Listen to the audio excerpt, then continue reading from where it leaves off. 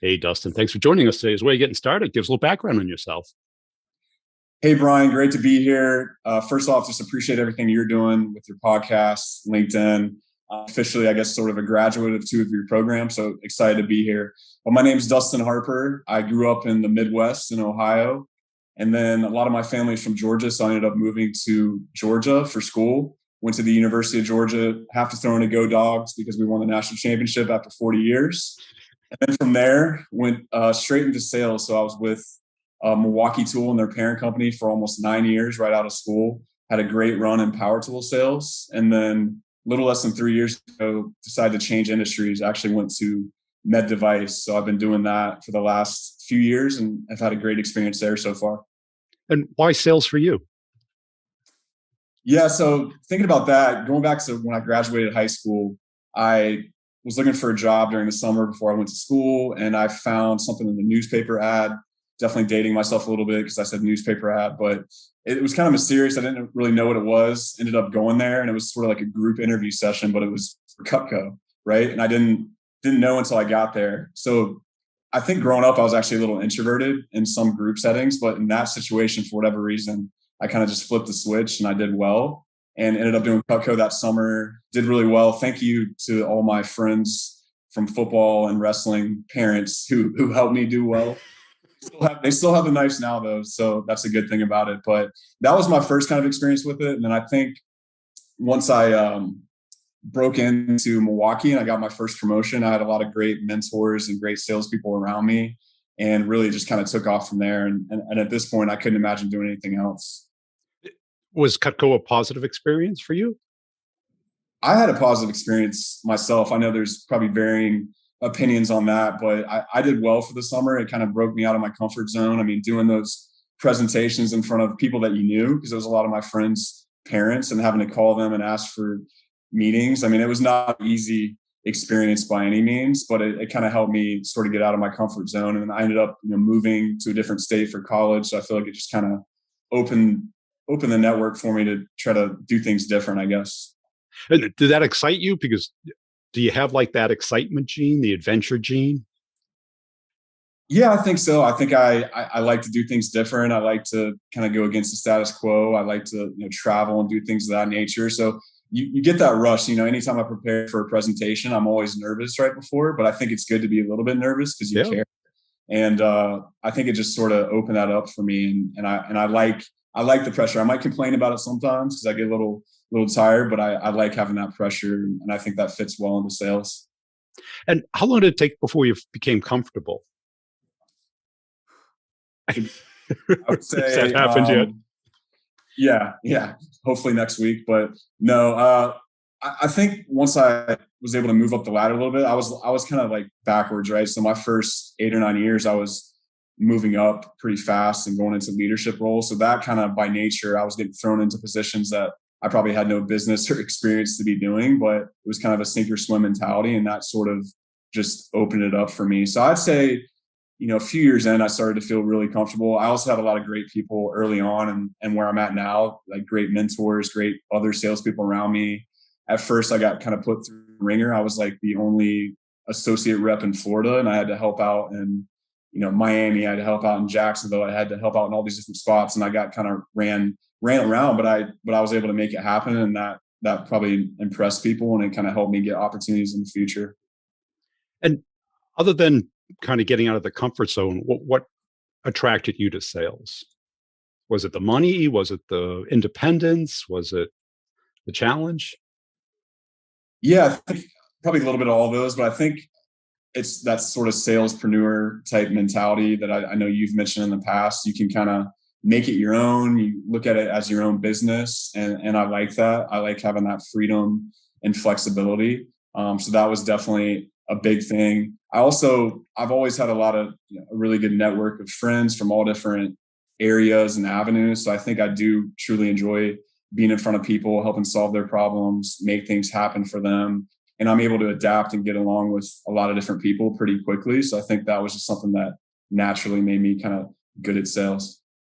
And Milwaukee Tool, was that kind of limiting, or you wanted to get into more of a business to business sale or an enterprise sale? What was the Yeah, reason? yeah.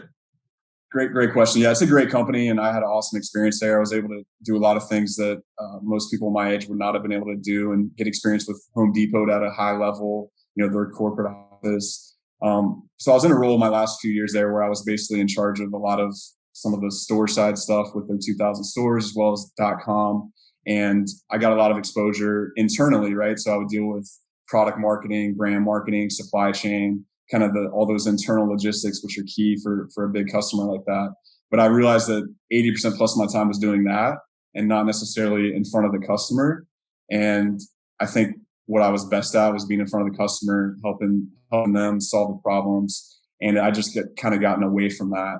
And honestly, I just candidly, I hit a little bit of a plateau. I was moving up really fast, and I wanted to get to that next step, and wasn't going as fast as I would have liked, and there were some reasons and things I needed to work on. But it kind of, in a weird way, was a blessing in disguise, because I kind of got opened up to a whole nother industry, med device, and it's more kind of commission focused, not as structured like that. So, but I think the individual contributor, at least for now, is something that I really enjoy, because I can kind of make it my own. And there's certainly risks there, right, with commission, but I like what I'm doing now. And how was the adjustment going from, tangible things, power tools, you probably could use them yourself, to stuff like med device, which I don't know, did you have any background there, any domain experience? Yeah, you see, there is a connection. So my dad is a doctor and has his own practice, been in medicine for 40 plus years. My mom actually works at a hospital, and she's like a department administrator. So it was like, growing up, the more I look back now, it was maybe meant to be a little bit for me to get into healthcare. But other than that, I really didn't have a ton of experience. But I think where I'm at now has a ton of great training and resources. Actually, one of the people that kind of helped me get in, I worked with him back in the power tool days. So it came full circle 10 years later. So never burn bridges, for sure, because you never know how things will turn out. So I had a lot of great resources starting out. And then honestly, the pandemic happened, which kind of just put things to a halt, and it made it one of the more challenging environments we've ever seen, probably. But in a weird way, that made me get better at sales. It made me kind of study the craft more. I had to be a lot more creative and kind of innovative with what I was doing. So I kind of look at the silver lining side of that, and have been able to kind of come through and be pretty successful. So, And how did you learn, kind of, or become good at that sale? I mean, because the timing was terrible, right? It was like right yeah, before COVID. And I got to believe you're new, so you don't have the relationships yet. How was that? Yeah, I mean, it wasn't easy. I was, I'll admit, I was probably maybe a little overconfident going into it, just because I had a lot of success, and I thought, I could navigate some of this stuff. But hospitals are super complex to begin with. A lot of silos. There are a lot of people involved. I mean, most of these big systems have 25,000 plus employees, so not easy. So I think, well, not to give you too much credit, but I did do your course, right? So that was something that You can give me too much credit. Okay. All right. Fair enough. Just wanted to make sure. So I think doing stuff like that, I mean, I certainly take advantage of all the internal resources I have, which are great. And I have a lot of awesome teammates that help me and are good at other things that is beneficial. But I think getting other perspectives sometimes is a good thing. And you kind of open the door for me, quite frankly, to just look at more mentors and coaches in general. So ever since I did your course, I've kind of expanded on that. I did a personal branding thing. I'm doing a passive income type thing. So I think coaching has really helped me, and trying to look at it like, always, how can I get better? Not get too overconfident. Like, what can I tweak? What can I work on to kind of take it to the next level? So. And how'd you do there? Or how are you doing there? Yeah, no, it's still going really well. I mean, I was able to do well above kind of quota my first 2 full years, so I'm definitely proud of that in a challenging environment. And I'm going into my kind of my 3rd full year, basically, which traditionally I think is a kind of a breakout year typically. So looking forward to the future, and I've been, I guess, fortunate to have a lot of things work out, but definitely not easy. I think sometimes people think med device is very glamorous. There's certainly a lot of perks to it, for sure, and it's a great place to be. It's really hard to get in to med device, but you have to work some weird hours sometimes. If you're doing the OR stuff, you have to be tied down to cases and when those happen. So not always as glamorous, but you are helping people. I think that's the big thing, is you're helping patients, you're helping nurses. In my case, that's sort of what I focus on, and that's what I've become passionate with. So, luckily, it's been going well. And did your parents want you to get into healthcare? I mean, was that something that were you exposed to? It's kind of natural, right? When you grow up, both parents are in an industry. There's the osmosis. That's what they talk about. That's what their friends do. Yep. Yeah, no, a little bit. I think pharmacy. I think pharmacy school was something that my parents might have wanted me to look at one point during college, and I didn't have a super big passion for it in the college days or high school. I think it just over time, maybe I turned more and more into my parents over time, but yeah, no, not at first. They did a little bit. They were trying to, I think, get me to do like pharmacy school and things of that nature, but I wasn't really gravitating towards it. And then it just kind of, like I said, you never know how things are going to work out. So I ended up kind of hitting almost that 10-year mark where I was like looking for a change. And one thing led to another. One of my good friends and mentors was working in med device, and I had worked with him 10 years prior. So it just all kind of worked out. And then now I'm definitely see myself in healthcare and med device for the foreseeable future for sure. And what's the sale like? Is it hyper competitive? Is it service oriented? Is it technology oriented? How would you characterize it?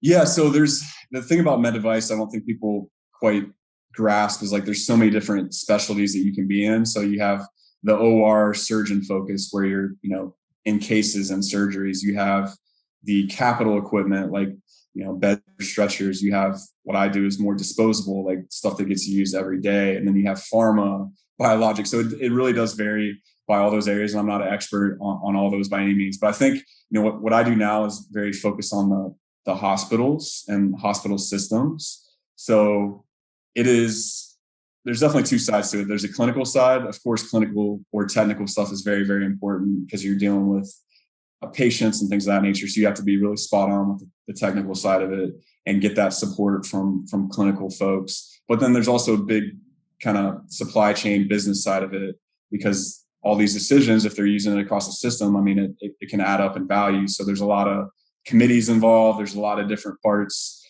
There's not just one champion that you're relying on because there's so many different people involved. So there's certainly a business side of it. There's a clinical side.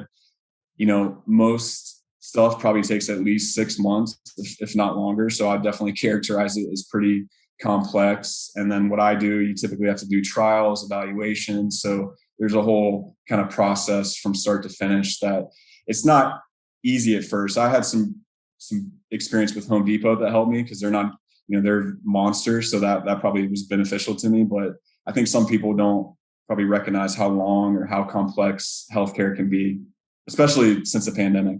So, and did you learn all about it? Because it's a whole different vocabulary than power tools and retail, right? Yeah. And they speak their own language, and I'm sure they're not the most patient people in the world.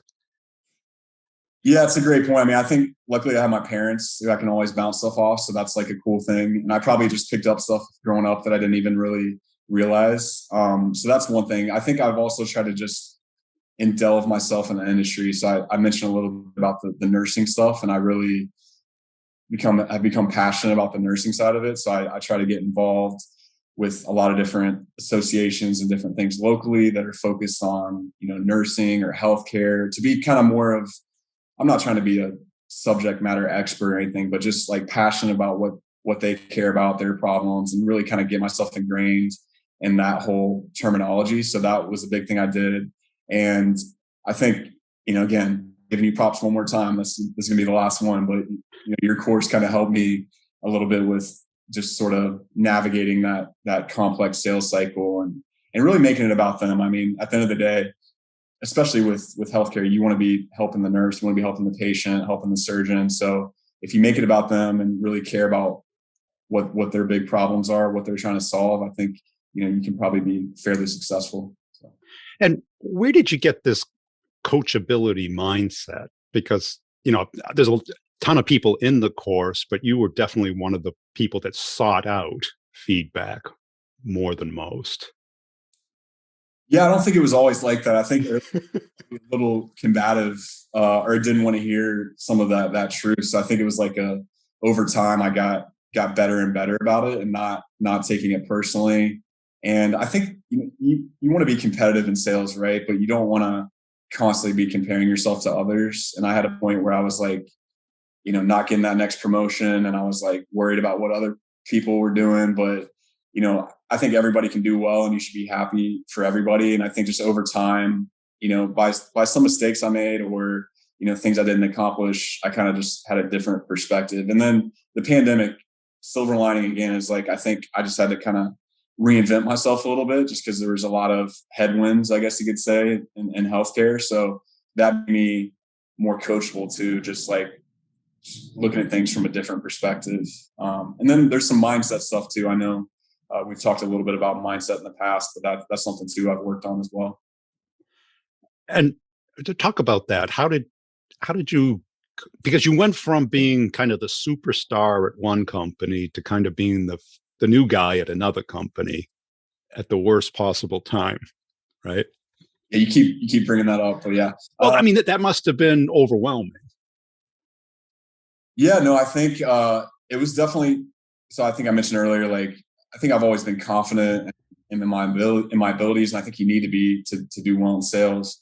But there's probably times where maybe I was a little overconfident, so that can be humbling. That transition in general. So I think that kind of opened my eyes up, and I've always been willing to do the work. So I said before, like it's not always the most glamorous, but I didn't have an issue with like my title changing or being an individual contributor. I kind of looked at it as like a long term play. I think I'm pretty strategic in general, so I'm not looking at short term stuff. I'm looking at like 2, 3, 5 years down the road and how this could potentially be. But yeah, I mean, there was times where it was tough. I'll be honest, but I think luckily I have great resources where I'm at, and they've treated me really well, and a lot of really smart people I can work with where I'm at now. And how about as far as getting better? Did you have a particular system that I know you've adopted like a morning routine, and you travel a lot too, don't you? Yeah, yeah. It's been hit or miss just with all those restrictions and whatnot. But yeah, I'd say the morning routine was a big thing. So I started doing some kind of more LinkedIn focused stuff, and there was someone I worked with named Samuel that helped me with that. But his whole thing was like, in order to start doing LinkedIn stuff, you need to be more comfortable with yourself because the biggest hurdle is that you don't want to post anything because you're worried about what other people are thinking. You're constantly like second guessing all these different things. So doing a mindset type of thing helped that LinkedIn stuff, but it ended up helping me in a lot of different areas. So basically, I just do a morning routine every day. I try to be at least 6 out of 7 days. Look at things I'm grateful for. Write out my quick goals for the year. Do some empowering statements, but it just starts the day off on just such a positive light. And I realized kind of working on stuff like that, even though it wasn't necessarily business oriented, it helped me with like other areas like sales and like going into a hospital where it's going to be maybe a tough environment because there's some negative things going on sometimes, like having that positive mindset and being a positive influence on nurses and different people that I work with. So but you have to constantly work at it. I mean, I'm still not perfect, and you have your bad days, but I think if you're trying to improve it and if you're more aware of it, like you'll end up getting better over time. So Because you have to have that positive mindset because you're going into what could be like the water cooler environments, everyone complaining about everything not working, and you're the one there trying to get stuff to work. yeah, no, it's tough. It can be tough. So you have to like literally before I go into a hospital, I'll just remind myself like, hey, I'm here to be a positive influence. Some people might be having a bad day. There's a lot of challenge staffing right now, especially with nursing. So like, how can I just be a positive influence and distraction? I'm going to help 25 nurses today, whatever it is. So I remind myself constantly, and I look at it from their perspective, like, hey, if they're having a bad day, but then they get to see a medical device person that's trying to help them with a new product, that could, make their shift or whatever. They're having a bad shift and maybe they're in a better mood after that. So I try to look at that. That's small stuff. And then over time, you can implement new things that help them, make their life easier. That's what I look at as well. And you also have this kind of mindset of personal responsibility. as opposed to the blame game, right? Which is that defensive, irresponsible personality. And that person never does well in sales. You have to own it. You have to control the things you control and focus on those. Where did that come from? Was that from your parents? Was that from college? Was that from selling tools? Yeah, I think that also was like a build up over time because I don't think I was perfect with that at first either. I think I probably had my moments where I wouldn't take all the responsibility that I should have. And again, over the last several years, I've become a lot more aware of it. And so that was kind of a build up over time. And I think my parents for sure helped with that. But early in my career, I probably might have blamed others more than I probably should have. And I've gotten better with that. And plus, when you're in an individual contributor role, I mean, you really can't blame other people, right? For the most part, there's some environment stuff that can probably come up, but I think you're never going to get anywhere if you're blaming other people. You don't want to have that pessimistic kind of reputation. So it wasn't perfect at first, that's for sure, but I've gotten much better, and I think the mindset stuff plays into that too, honestly. Well, that's it, because it's either an upward spiral or a downward spiral. And if you start blaming the territory, the product, the economy, the pandemic, anything that you can't control, you just keep doing it and feeling more and more comfortable, but you're less and less empowered. Yeah. If Yeah. you, And you're going to be in a bad mood. You're going to get stressed out. You're going to get burnout. I mean, yeah, there was plenty of times since I switched that I could have blamed a lot of stuff. And I'm sure there was times where I was feeling sorry for myself for sure, but like, that's just not going to get you anywhere. So I think if you're going to be successful in sales, you got to be accountable. You don't need someone over your back telling you what to do. You got to, if you don't have that kind of framework to try to do things on your own and improve it, then you're probably going to struggle, especially in med device, because right now it's not the easiest environment. So you got to have that type of behavior if you want to be successful. and what do you wish you knew that first year in sales that you now know that would have saved you an enormous amount of time? Yeah, I think it's that classic talking about yourself too much, talking about the company, talking about the products, that type of thing, versus making it about them and what they care about, etc. So if you have a 30-minute meeting, they should be talking 23 minutes of it, right? So, but early on, when you're excited, you're kind of run around, don't have as much structure, you end up just talking about yourself. And of course, like, you want people to like you, that's going to be beneficial most of the time, but it really is about them and their problems and really trying to listen. But I certainly wasn't great at that at first. But over time, you get better. And there's very few examples where I think you can just talk about the product or the company and be successful. Maybe once in a decade there's a product like that, but otherwise you gotta make it about them. That's it, because who do they care about? Themselves, most likely. Pretty much, right? Yeah. Yeah. And you've also been pretty proactive about keeping track of your success and your progress. Yeah, trying to like map stuff out and have it written down. I think at certain times I had a lot of good things I was doing well, but I wasn't necessarily keeping track of everything. I wasn't writing, like, mapping out these deals and whatnot. So over time, I just kind of look at it before and after of like, what are the commonalities of successful deals? What are the commonalities of deals that you lost, and trying to figure out what those major takeaways are and not to repeat them over and over again. So maybe relying on one person too much, that might have worked 5-6 years ago, but in today's healthcare environment, you need like a massive team of people. So realizing that like, hey, it's not just one person. You probably need to have multiple champions to really get something to the finish line. But really, before and after, post-mortem type stuff, I try to do, but could probably improve a little bit too. And what other parts of your life are you trying to develop now? Because you've been working pretty hard the last couple of years. You're trying to round out your life a little bit more? Because when you travel a lot, it turns into your full life, right? You don't have much other time.